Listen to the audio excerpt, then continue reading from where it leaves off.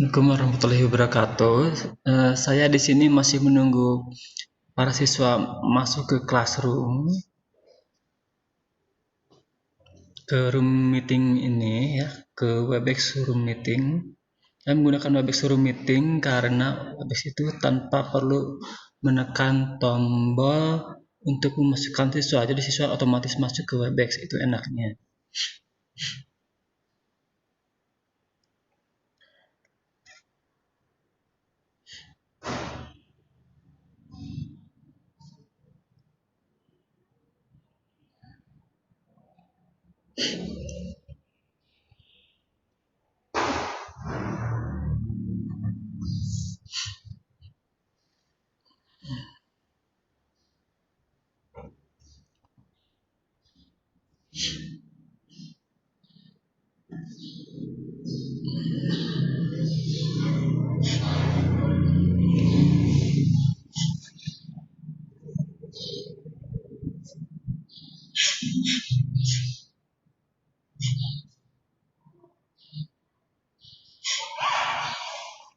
Di sini saya menggunakan latar belakang pantai agar suasana di belakang saya tidak terlalu jelas karena saya berada di kelas ya, di belakang saya bor juga. Mudah-mudahan dapat dapat bagus ya pencahayaannya dan lain sebagainya dengan cara seperti ini.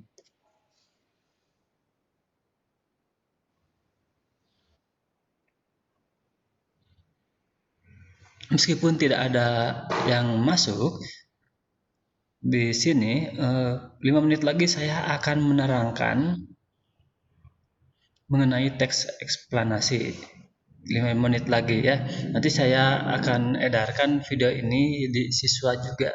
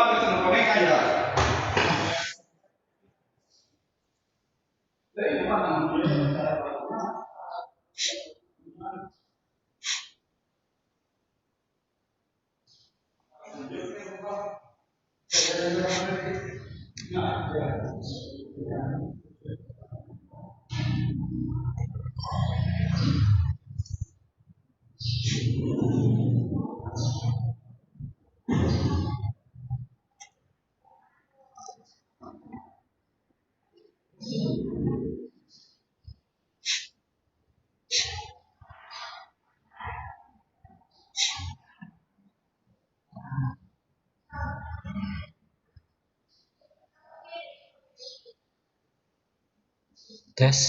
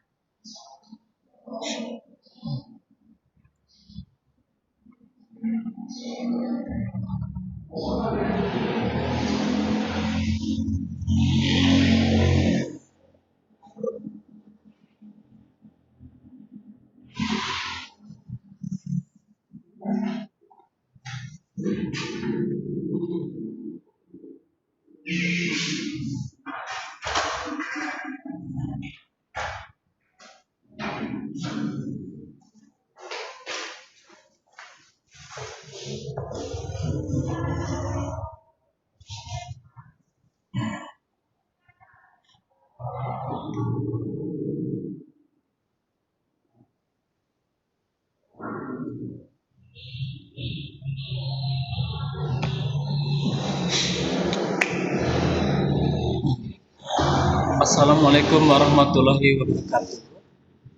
Hari ini saya akan menjelaskan mengenai teks eksplanasi. Apakah yang dimaksud dengan teks eksplanasi? Nah, teks eksplanasi adalah teks yang menjelaskan tentang sebab dan akibat dari suatu fenomena. Ya, bisa sebab atau akibat dari suatu fenomena. Apakah itu fenomena alam, fenomena ilmu pengetahuan, fenomena sosial, budaya, dan lainnya. Eksplanasi berisi fakta yang dapat menjawab pertanyaan bagaimana dan mengapa suatu fenomena bisa terjadi.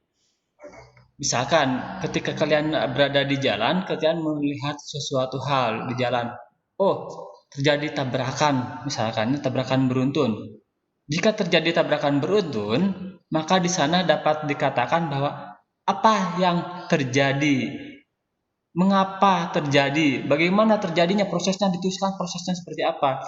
Teks eksplanasi biasanya berada dalam kehidupan kita sehari-hari dalam bentuk berita. Apakah beritanya dalam bentuk teks atau berita yang disampaikan di dalam televisi atau di berita radio atau di berita-berita di medsos, itu kebanyakan adalah teks eksplanasi, teks yang menjelaskan bagaimana dan mengapa suatu fenomena bisa terjadi. Ya. Berikut ini Bapak akan perlihatkan kepada kalian beberapa teori dari teks eksplanasi.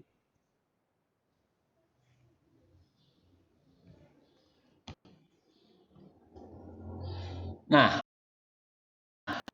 di sini seperti yang Bapak katakan barusan, ini adalah tentang teori teks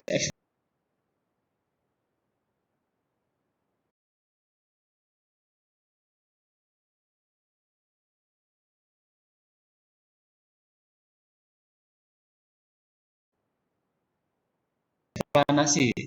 Tentang proses mengapa dan bagaimana suatu peristiwa bisa terjadi.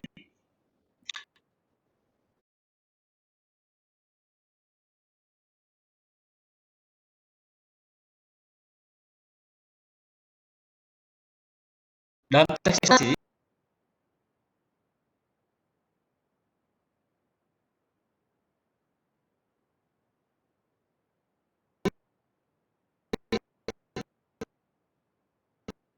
bisa saja catatkan. Tapi mengatakan bagaimana suatu proses ilmu pengetahuan terjadi. Misalkan proses bencana alam.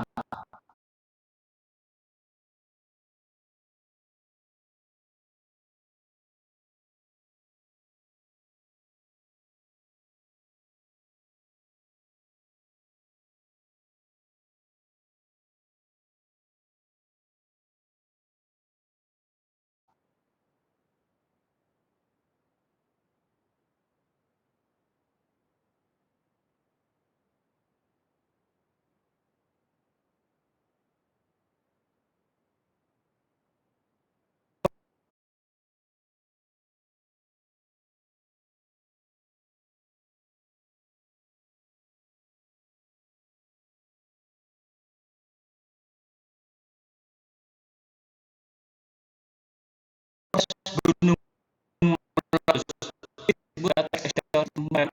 tema ide pokok berhubungan dengan teks eksplorasi.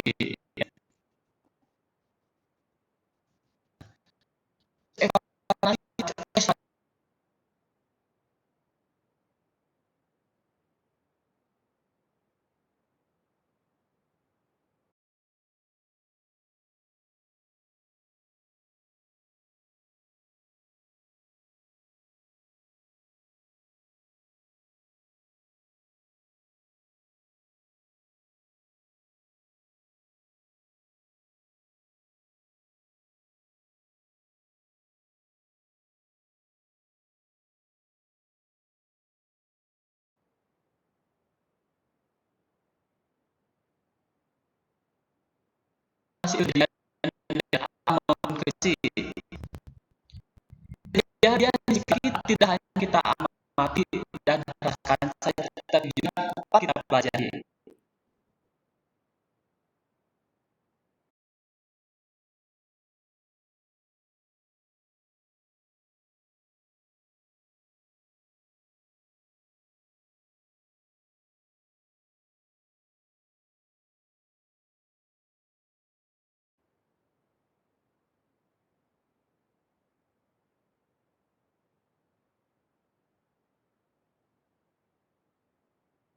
Yang terjadi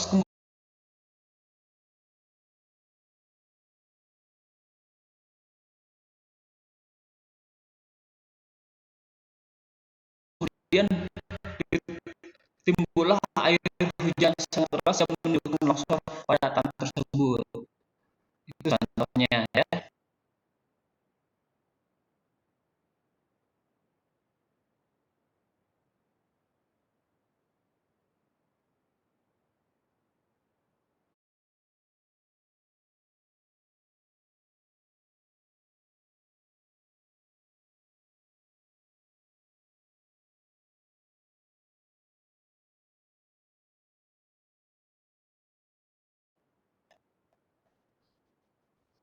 Bisa terjadi ya, masalahnya itu bagaimana nanti, tapi mengapa terjadi, mana sesuatu tersebut terjadi, itu yang paling penting dalam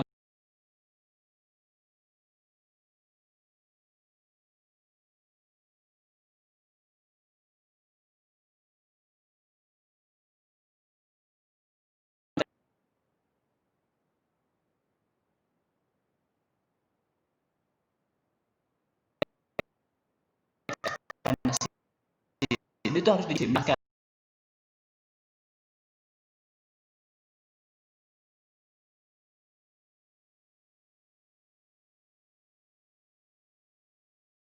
Kita lanjutkan lagi. Nah, struktur dari teks eksplanasi. Teks eksplanasi memiliki struktur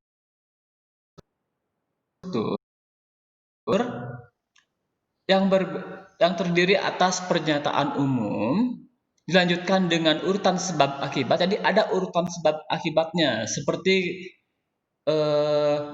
teks prosedur ya, ada urutan sebab akibatnya. Kalau tidak berurutan berarti tidak akan terbentuk teks eksplanasi yang benar. Nah, yang pertama adalah pernyataan umum. Nah, pernyataan umum ini adalah teks yang berisi statement atau tanggapan tentang suatu topik yang akan dijelaskan menggunakan proses keberadaannya, proses terjadinya atau proses terbentuknya seperti apa ya. Yang kedua adalah urutan sebab akibat. Tadi ada urutan sebab akibat tentang bagaimana suatu peristiwa terjadi dan mengapa suatu peristiwa tersebut terjadi. Itu yang harus ada. Yang ketiga adalah interpretasi, berisi tentang simpulan atau pernyataan tentang topik atau proses yang sudah dijelaskan ya. Jadi yang pertama adalah pernyataan umum, urutan sebab akibat, interpretasi atau simpulan dari sebuah teks eksplanasi yang ada. Selanjutnya, ciri-ciri teks eksplanasi. Apa itu ciri-ciri teks eksplanasi? Yang pertama, teks eksplanasi memiliki 3 ciri yang sangat khas ya, yang membedakan antara teks eksplanasi dengan teks yang lainnya. Yang pertama adalah struktur terdiri atas pernyataan umum, urutan sebab akibat, dan interpretasi seperti yang telah dijelaskan tadi. Nah, yang kedua, memuat informasi berdasarkan fakta. Jadi teks eksplanasi ini harus berdasarkan fakta. Kalau tidak fakta atau bohongan, bukan teks eksplanasi ya. Bisa berarti kalau ada fakta harus ada apa saja, tanggal kejadian, di mana kejadiannya, bagaimana kejadian tersebut terjadi, mengapa kejadian tersebut terjadi, berapa korbannya, kalau dalam kecelakaan ya, ataupun dalam longsor berapa korbannya, di mana kejadian tersebut terjadi, mengapa hal tersebut terjadi, bagaimana terjadinya, apa yang harus dilakukan agar tidak terjadi. Itu bisa dinamakan teks eksplanasi ya. Ciri yang ketiga adalah faktual, memuat informasi ilmiah atau keilmuan seperti sains dan yang lainnya. Jadi bisa memuat informasi keilmuan berupa sains atau informasi lainnya.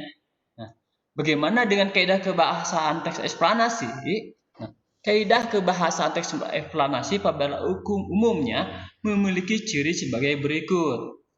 Fokus pada hal umum, jadi bukan hal khusus yang dicirikan di sana. Ya. tidak menceritakan tentang orang. Jadi dia yang diceritakan adalah kejadian-kejadian yang terjadi di sekitar kita. Itu ada kaidah kebahasaan yang ada pada teks eksplanasi. Nah, ciri-ciri teks eksplanasi. Strukturnya terdiri atas pernyataan umum, urutan sebab akibat, dan interpretasi atau simpulan seperti yang sudah Bapak jelaskan tadi ya. Yang kedua, memiliki atau memuat informasi berdasarkan fakta. Kalau bukan kejadian sebenarnya berarti ini bukan teks eksplanasi. Hanya hayalan saja, dongeng ya. Itu bukan teks eksplanasi. Eksplanasi adalah kejadian sebenarnya, berita, pembuatan makalah yang berdasarkan kepada suatu uji coba, itu namanya dinamakan eksplanasi juga ya, uji coba.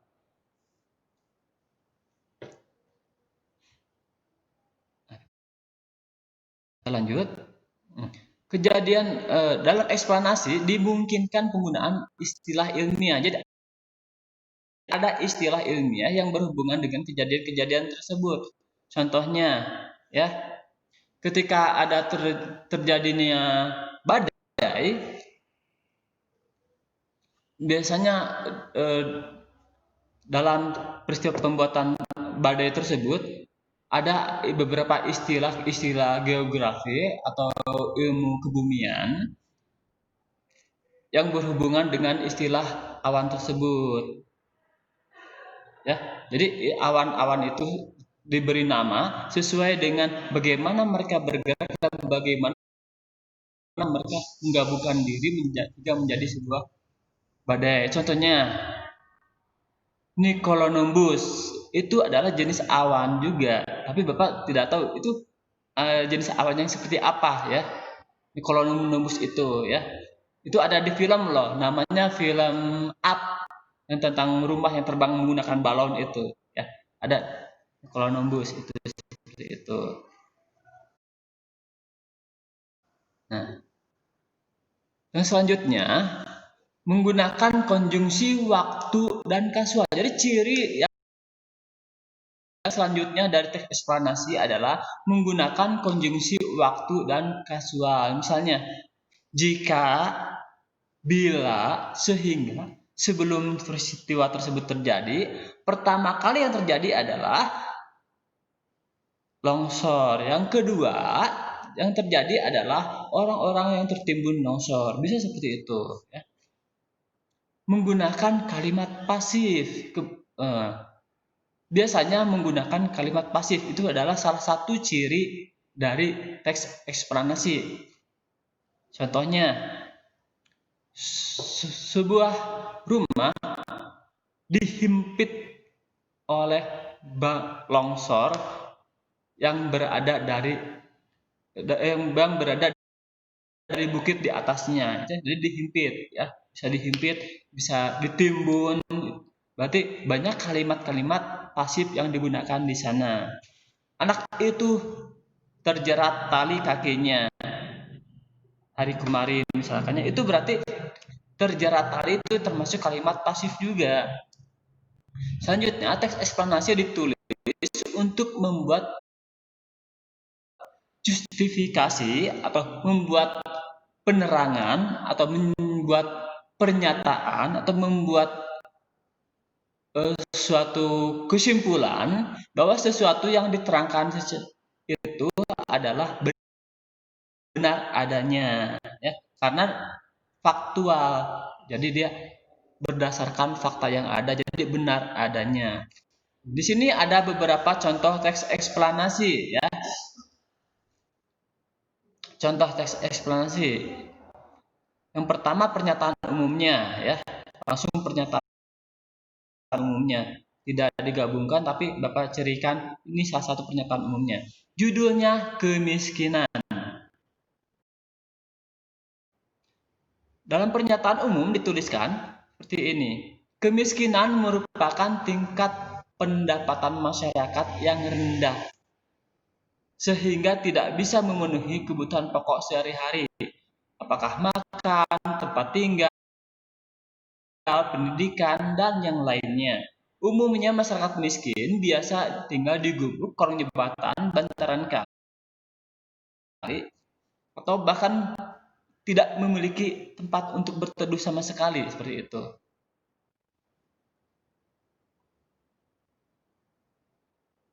Nah, tak jarang masyarakat miskin membangun sendiri rumah di atas tanah milik negara. Kemudian hal, hal ini sudah terjadi di seluruh Indonesia, bahkan dunia. Banyak negara berkembang yang mempunyai masalah seperti ini. Jadi tanah negara itu dimiliki atau diduduki oleh orang-orang yang miskin, seperti itu. Contohnya kalau di kita, di pinggir rel kereta api atau di rel kereta api yang sudah tidak dipakai, banyak digunakan untuk bangunan-bangunan oleh masyarakat, ya. Makanya ketika PT Kereta Api atau PT KAI Indonesia ingin merebut kembali atau ingin menggunakan tanah tersebut kembali, jadi orang-orang tersebut ya terpaksa harus dipindahkan. Apakah pindah sendiri atau pindah dipaksa, itu bergantung keputusan dari pengadilan dan keputusan dari PT Kereta Api Indonesia. Contohnya seperti itu. Jadi ketika ada rel kereta api dan lain sebagainya, jangan ditumpangi oleh rumah oleh kalian, jangan didirikan rumah di situ, kan itu adalah tanah milik orang lain. Ketika kita mengambil tanah milik orang lain, apapun itu, yang penting semua milik orang lain, berarti itu adalah termasuk pencurian, ya. Hati-hati. Nah, selanjutnya ada urutan sebab akibat yang terjadi di teks tersebut. Urutan sebab akibat dari judul kemiskinan tersebut seperti ini. Kemiskinan terjadi karena beberapa faktor. Salah satunya yaitu keterbatasan kelengkapan pendidikan dan juga pemenuhan kebutuhan hidup sehari-hari. Jadi boro-boro dia dapat memenuhi kebutuhan hidupnya, bahkan dia pun tidak bisa membeli tanah untuk rumahnya sendiri karena bangkrut, karena ada musibah, karena ada perbudakan, karena jadi dia lari ke tempat lain. Unsur sosialnya juga menjadi faktor-faktor penyebabnya, ya. Dia dikucilkan oleh masyarakat, dia udah pergi ke hutan untuk membangun rumah di sana, ternyata hutan tersebut adalah milik perhutani, gitu kan. Jadi dia harus bilang dulu ke PT Perhutani agar dia tidak dianggap penduduk ilegal di tanah perhutani tersebut. Harus bilang ke perhutani untuk menggunakannya dan sebagainya, harus bilang dulu. Unsur sebab akibat yang kedua adalah unsur sosial dan perilaku menjadi dominasi atau faktor masalah kemiskinan. Contohnya, gaji saya 5 juta nih, atau gaji saya 10 juta, asik, bisa beli kulkas, beli segala macam, habis dalam 1 minggu. Bagaimana? Dia banyak barang, tapi dia termasuk miskin. Kenapa? Ternyata ketika uangnya habis dibelanjakan dalam waktu 1 minggu yang seharusnya digunakan dalam untuk 1 bulan, orang tersebut bingung. Aduh, aku habis dalam waktu 1 minggu nih 10 juta. Jadi aku harus bagaimana? Ya udah, dia bingung. Makan pun dengan garam tambah cabai, karena mungkin kalau di pekarangannya ada cabai, bisa makan garam sama cabai dan nasi gitu, ya. Dia bingung, banyak barang di rumahnya tapi dia tidak dapat makan karena dia terlalu konsumtif. Yang kedua, struktur sosial dan perilaku mendominasi faktor masalah kemiskinan. Di antara perilaku gengsi. Gengsi nih, pakai sepatu jelek. Padahal dia tidak kemana-mana, tidak ada acara khusus, tidak ada apa, cuma diem aja di rumah. Gengsi dong, gak ngasih rokok ke teman-temannya, misalkan, ya. Sementara dia tidak bekerja, apa yang terjadi? Ya, dia kebingungan sendiri, stres sendiri. Kenapa saya harus seperti ini misalkan ya? Jadi ketika kalian menggunakan uang dan lain sebagainya ya, kalian harus mengaturnya hingga kalian dapat makan dalam keseharian kalian selama kalian hidup. Jadi gaji untuk 1 bulan ya gunakan 1 bulan full. Jangan digunakan 1 minggu dihabiskan. Nah, udah kalian tidak bisa makan. Rezeki itu dari Allah. Iya, rezeki dari Allah. Tapi bagaimana kalian harus tetap mencarinya ya. Ini adalah faktor kemiskinan yang paling, Pak, saya mah baju bagus dan sebagainya, tapi saya tidak dapat dikatakan miskin. Orang yang seperti itu dikatakan miskin juga kalau dia tidak dapat memenuhi kebutuhan sehari-harinya, terutama yang pokok: rumah, makan, minum, baju, ongkos. Itu adalah kebutuhan sehari-hari untuk zaman sekarang ya.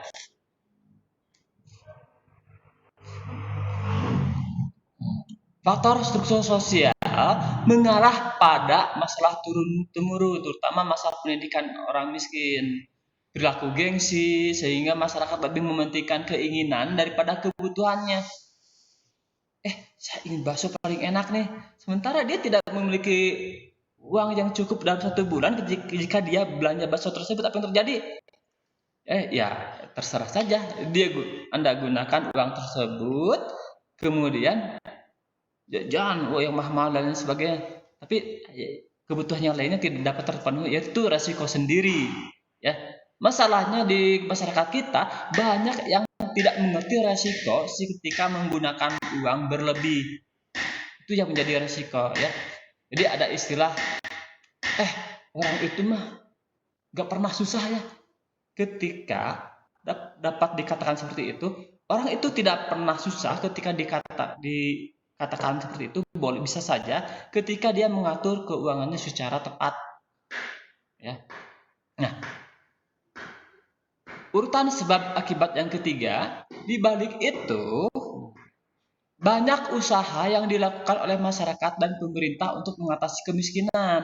Nah, jadi masyarakat juga dan pemerintah berusaha untuk mengatasi kemiskinan. Contohnya, menaikkan upah minimum kerja. Jadi upah minimum kerja untuk Kabupaten Garut dari 1.800.000 menjadi 2 juta pas, atau 2.500.000 dan lain sebagainya. Bahkan di Kabupaten Bandung Barat, lulusan SMA yang tugasnya nyapu, gajinya minimal di puskesmas itu 2,7 juta.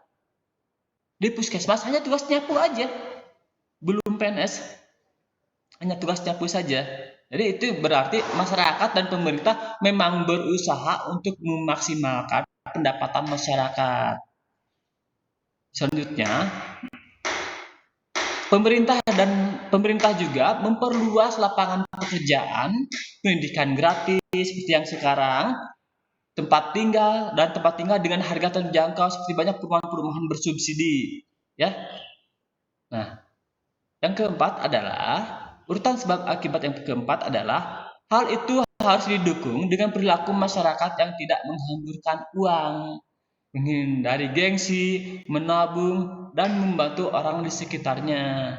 Sehingga kerjasama masyarakat dan pemerintah sangat menentukan demi mengatasi masalah kemiskinan. Jadi kemiskinan itu bukan disebabkan oleh beberapa faktor, tapi banyak faktor. Bisa orangnya malas, bisa lingkungan sosial yang tidak mendukung, dikucilkan misalkan ya, hingga dia kabur.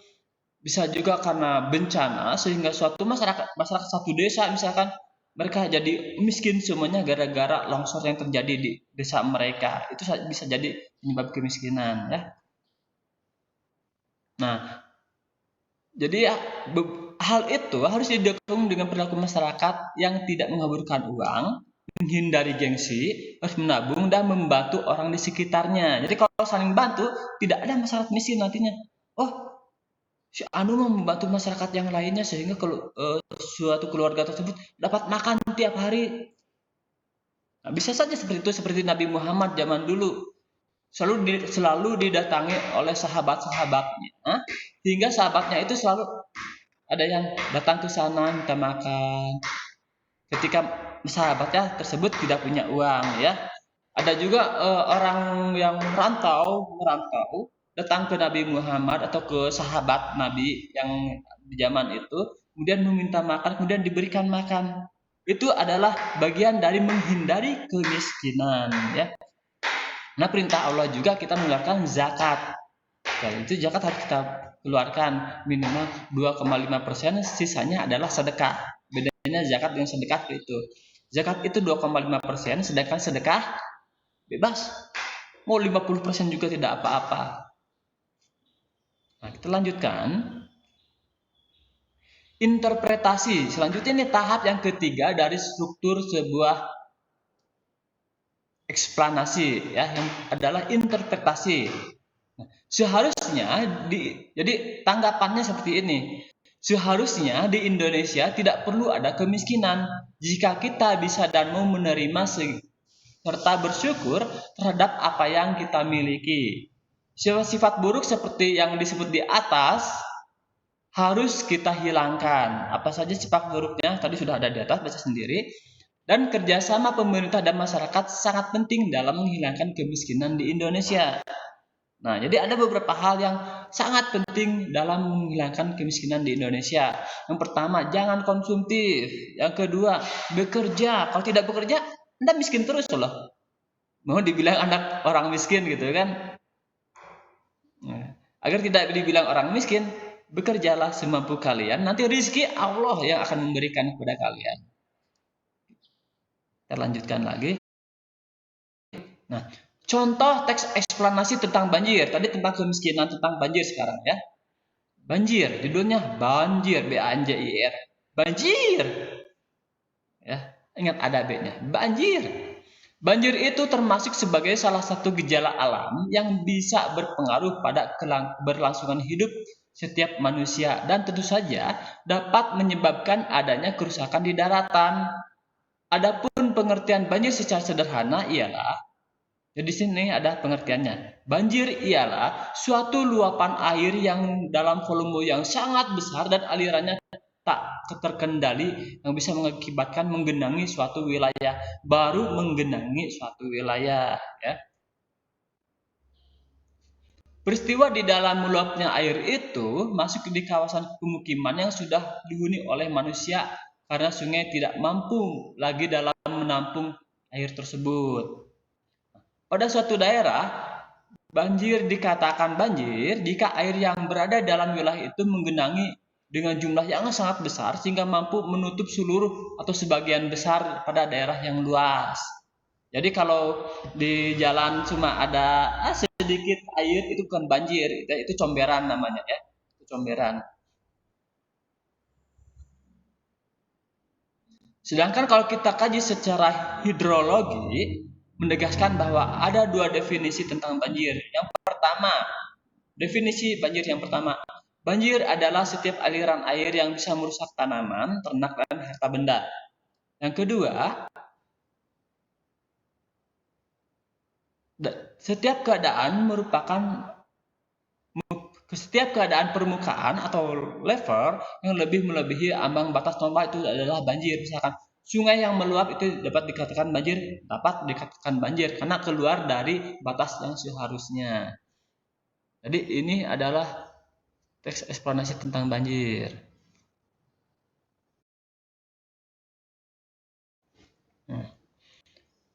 Munculnya banjir itu dapat disebabkan oleh dua faktor, yakni faktor alam dan faktor manusia.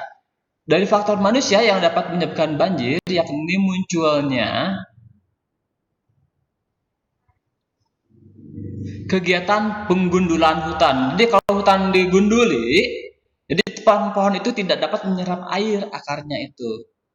Ketika suatu bukit digunduli, dia tidak dapat menyerap air, dia kering sehingga banyak yang kosong di bagian bawahnya. Kemudian timbullah hujan.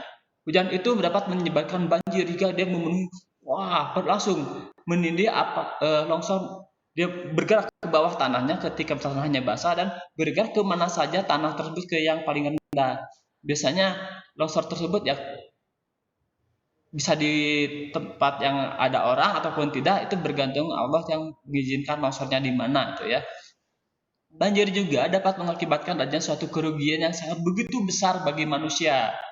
Ada banyak sekali yang dapat terkena dari kerusakan dari banjir tersebut atau diserang banjir tersebut ya.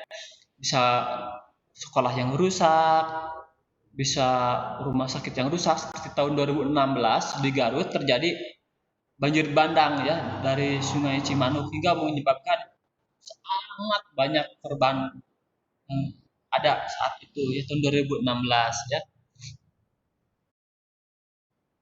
Nah, ini adalah simpulannya. Oleh sebab itu, maka kita seharusnya sebagai manusia hendaknya dapat menjaga alam kita untuk bisa mencegah munculnya banjir. Kita mesti bisa menjaga supaya lingkungan kita bisa tetap lestari dan itu telah menjadi tugas bersama kita semua bahwa kerusakan alam itu harus disegerakan untuk bisa dihentikan oleh orang yang menyebabkan ulah tangan manusia tersebut. Jadi kalau ada orang yang orang yang mengenduli hutan, tegur saja atau laporkan kepada polisi agar hutan-hutan di kita itu aman ya, tidak rusak ya. Nah, hutan yang gundul itu harus segera kita hijaukan kembali, kita tanami dengan taman pohon-pohon besar agar tidak banjir ya. Pohonnya sih yang pertama kecil dulu, nanti akan besar sendiri. Kita cari misalnya dengan manglid atau jengjen atau alba. Alba itu sama dengan jengjen ya. Manglid dan lain sebagainya. Pokoknya pohon besar yang nantinya dapat menahan terjadinya longsor. Itu yang paling penting. Jika bukan karena kita, maka pertanyaannya adalah siapa? Nah, kalau bukan kita yang akan menjaga alam ini, maka siapa lagi? Cucu kita nantinya. Nah, tapi sebelum cucu kita melakukannya, dan kita keburu hancur. Kita tidak punya cucu nantinya. Jadi kita lakukan hal terbaik dulu dengan menanam pohon-pohon dulu. Setelah itu baru kita lakukan penghijauan. Baru kita lakukan saran pada anak cucu kita bahwa ayo kita hijaukan lagi lahan-lahan yang lainnya. Nah, sekian tentang teks eksplanasi dari Bapak. Dadah, goodbye. Bapak nangis dulu. Gambarnya juga nangis. Mudah-mudahan dapat membuat kalian paham tentang eksplanasi ya. Bapak ingatkan kembali bahwa eksplanasi itu strukturnya adalah pernyataan umum, langkah-langkah yang langkah-langkah bagaimana terjadinya suatu peristiwa, dan yang ketiga ada simpulan ya atau saran itu yang ada pada teks eksplanasi. Teks eksplanasi itu harus berupa fakta terjadi sebenarnya, dapat diceritakan bagaimana peristiwa tersebut terjadi, dapat diceritakan juga mengapa peristiwa tersebut terjadi. Jadi mengapa peristiwa tersebut terjadi ataupun bagaimana peristiwa tersebut terjadi itu bergantung bagaimana kalian menyusunnya, mau yang bagaimana dulu atau mengapa peristiwa tersebut terjadi. Itu terserah kalian. Terima kasih. Wassalamualaikum warahmatullahi wabarakatuh. Semoga bermanfaat dari kalian. Dadah.